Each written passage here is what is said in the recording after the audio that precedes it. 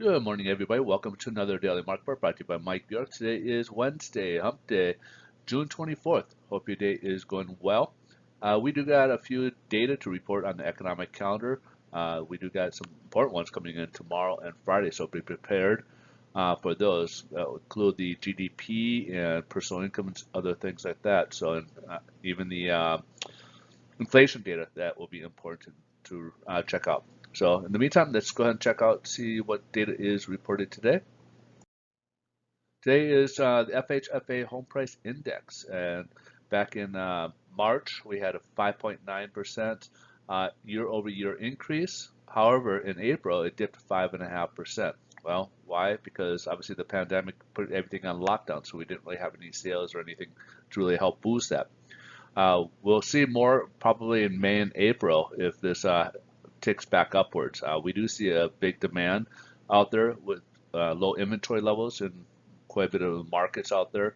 Obviously, every market's a little bit different on a micro level, but on a macro level, we do have a very low supply out there. And of course, we're also seeing a new trend where people are leaving the urban areas and going more towards the suburbs as well as more rural areas to get away after this pandemic here. So we're starting to see some new trends. Let's go ahead and take a look, see how the other items here. Headline news is stocks are down, actually down quite a bit. The Dow actually touched down minus 500 so far. The big thing that's causing it, of course, is the rising case of coronaviruses, because it's obviously concerning that we may have a second wave, which would translate to maybe a stall in the economy and potentially maybe reverse course. A lot of reopenings, reversing and closing up again. So, and then of course we have the concerns with unemployment and everything else. And we got the $600 government checks that could be, finishing up in July. So a lot of people have been using that, and that may obviously affect their income level going forward after that.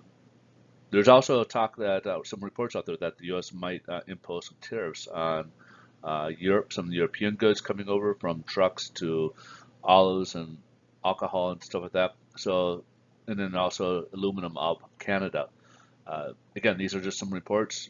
Nothing's yet been determined or mentioned from the White House, but again, these are, of course, creates a little bit underlying concerns that we could lead into another possible trade war again, especially when the economies are down as it is due to the pandemic.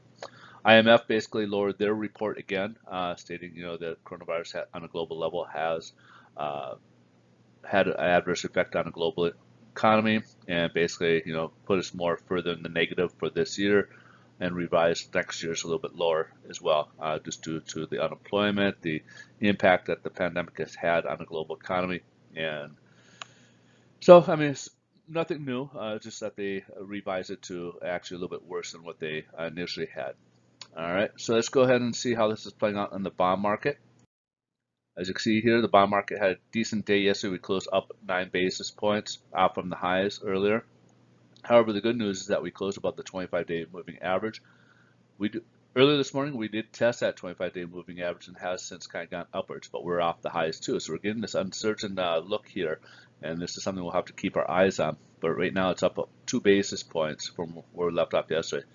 The 11 and 9, I wouldn't say that there's really enough there to create any pricing, but it's something we'll keep our eye on. And if this decides to take off a little bit further today or tomorrow, we do got some data, again, as I mentioned previously, that there are some data that will be reported that could impact markets a bit further, like GDP will be the final revision for the first quarter. We got inflation coming on Friday. We got some income and consumer spending data that will be coming out. So there's quite a few different aspects that will be coming that could impact the markets, but obviously the precedent will be any new information on coronavirus that will take precedence over anything else, any other data. Let's go ahead and see how the treasuries are playing out. Treasuries, as you can see, we started the morning lower off this level that we mentioned, and right now we're trying to push up against the 25-day moving average. We're currently at just below 0.7%. And again, it tested, but still keeping a lid on it right now, and seeing just under 0.7%. All right, so that's pretty much the wrap for the day.